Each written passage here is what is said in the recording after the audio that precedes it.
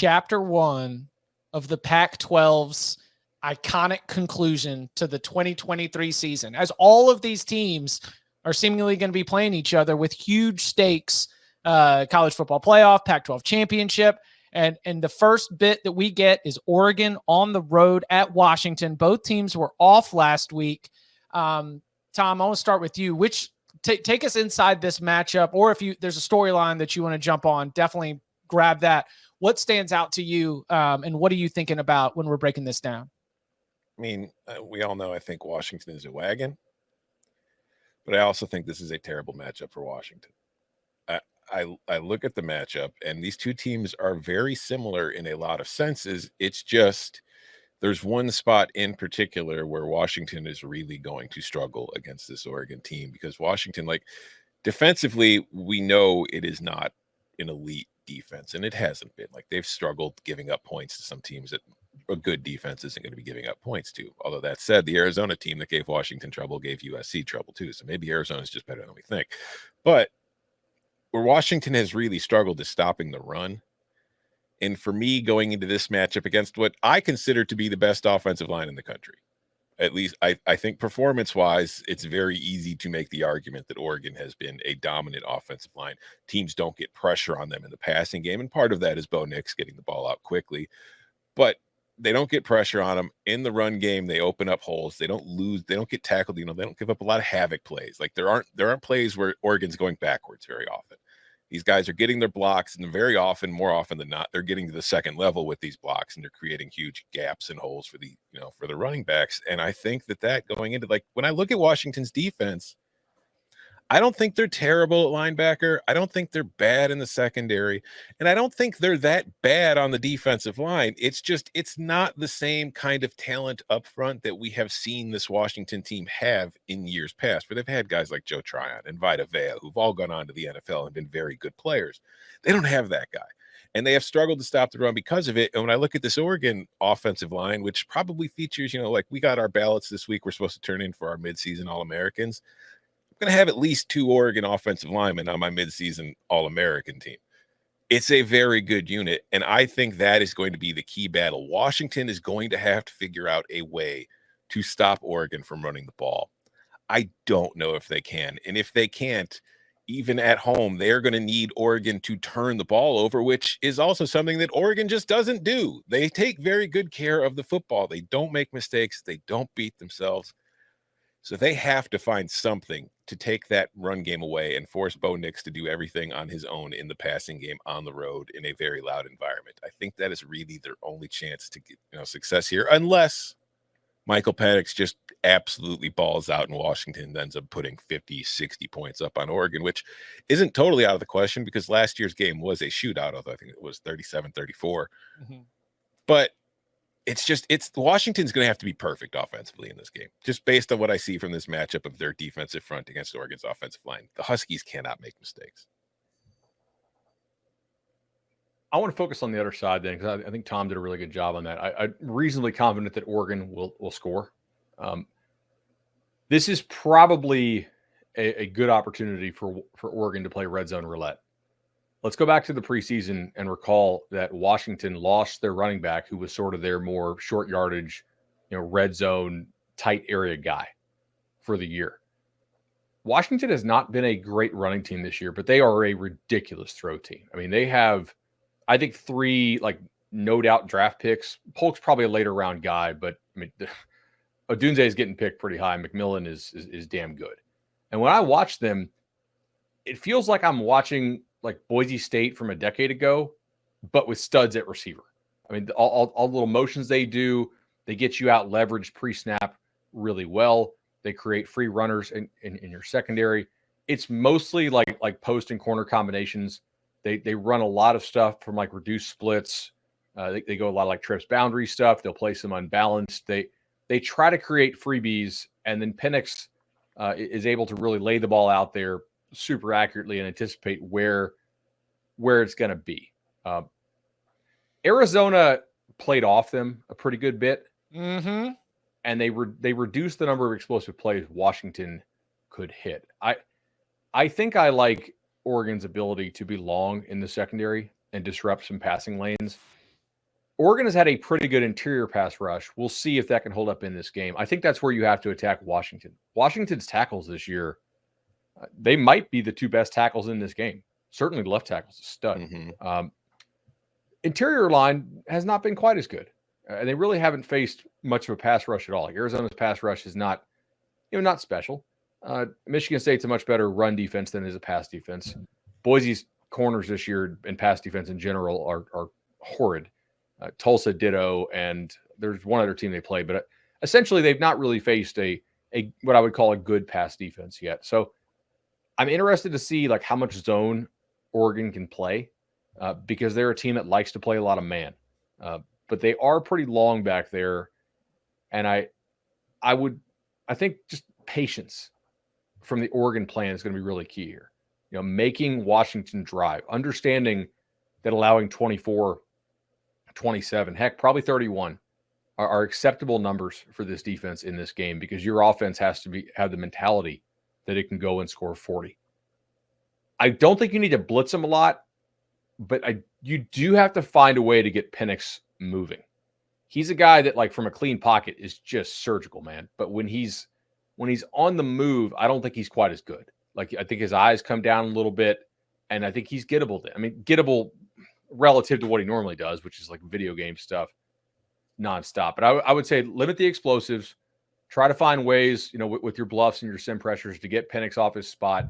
Maybe like you got to find ways to create free runners at the quarterback without outnumbering the offense. You got to find a way to bust the protections a couple times, get them off their spots and hold them to something high 20s, low 30s. I think it'll give you an excellent chance to win the game, but that's easier said than done. Like, yeah, McMillan also didn't play against Arizona. McMillan's, according to reports, Kalen DeBoer is saying McMillan's going to be back. They had Polk, they had Adunze, but it looks like they're going to be trotting out a full, healthy, ready to go wide receiving core for this matchup.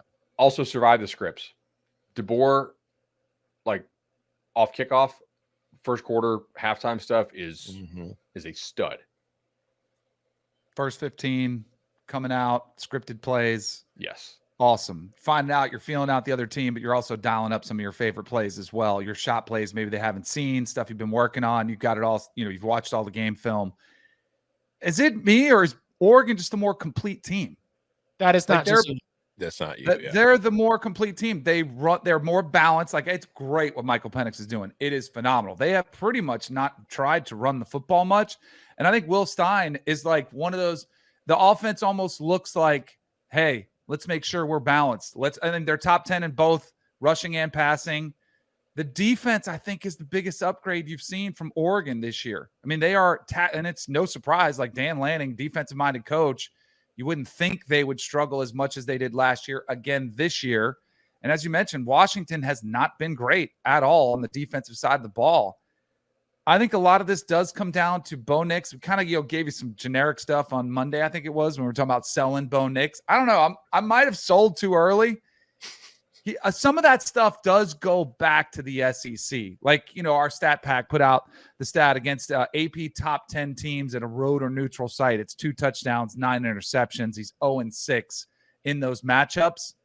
Some of those go back to the SEC. When it was lopsided, he was at Auburn. Auburn wasn't very good, and you're playing against Georgia, or you're Oregon, and you're playing against Georgia, who's one of the best teams we've seen. I am skeptical of him, but I think they'll come up with a game plan where it is, let's lean into Bo Nix, the manager. Let's not put him in a lot of positions to fail. Let's we'll run the ball with effect. We'll work some play action, get the ball out of his hands quickly, kind of like you saw them march down the field against Colorado.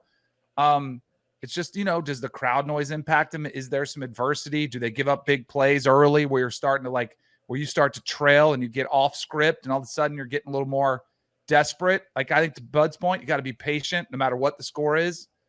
But I don't know. I think Oregon is the more complete team. I like Oregon's defense. I think that it is a group. So I was going back into what you did against Colorado. What are you going to say about that? Like, what you did against Stanford, what you did against Hawaii. But in the Texas Tech game, which is, it was 38-30 and a game that was a 1-point game until the very, very end with the pick 6 to close it out. I was going through and I think the Ducks defense closed that game well. Like they were on the road. They got by a couple of Tyler Shuck plays. They all of a sudden found themselves in a spot. And if you go and you look at like the last 20 minutes of that game, they just allowed one field goal. You know, like they were getting stops. They were putting the ball back in the offense's hands. So even in the one performance that is the outlier for against an otherwise outstanding profile, you know, you can apply some context to it and be like, okay, because the season-long statistics are phenomenal, again, because guess what? 6 points to Stanford, 6 points to Colorado, 10 points to Hawaii. Like, you've just been squeezing the life out of bad teams. Huge upgrade going to be coming here. But I like going back into that Texas Tech game and saying, like, okay, like you found yourself getting beat a little bit, and you were able to, some combination of settling in, making adjustments, and find out a way to get winning football. I think that experience is going to be huge, especially playing in Husky Stadium, which, I mean, guys, we know this, but when that place is rocking, it is loud and it is a tough, tough place to play. It's quite literally rocking when it's going. Yeah, it shakes. So I'm agree with you, Danny. Like I think that the Oregon defense being better than Washington's defense is the read on this going into it. And if that Ducks defense can somewhat limit, even just a little bit, then I think that's the path to victory in a very, very tough situation. Is the gap between Oregon's defense and Washington's defense bigger than the gap between Washington's offense and Oregon's offense? Yes. I think so too. Mm-hmm. My question here, I don't know if I feel super strong. Like, I don't think the gap is massive, right? Yeah, agreed. Like, that's why the line is what, 2.5? You know, like basically, like if you give Washington like a 3.5 home, we're implying Oregon's like a point better on a neutral.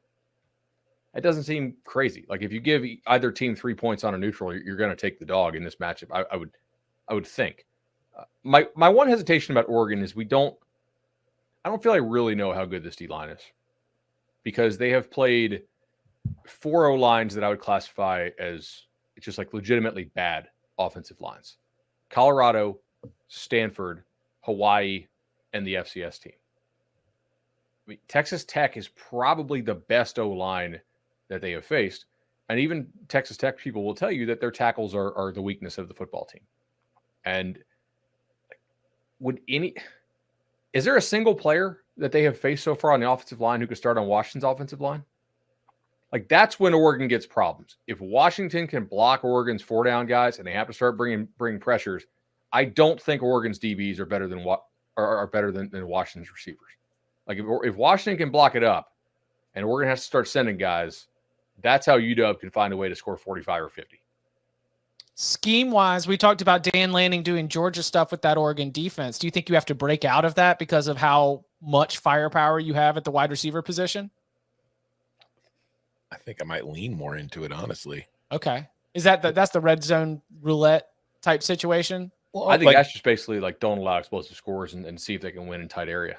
Mm-hmm. And I will say, I don't know the number, but I do feel like Oregon plays more man under Lanning than they were when he was at Georgia coordinating that defense. And I think that maybe you might want to lean, like kind of what you're saying, more into a zone here. Number 1 in the country in success rate margin, number 1 in the country in available yards percentage margin, number 1 in the country in yards per play margin. Your Oregon Ducks. They're good. Pretty well-rounded team. Fascinated to see how that ends up playing out.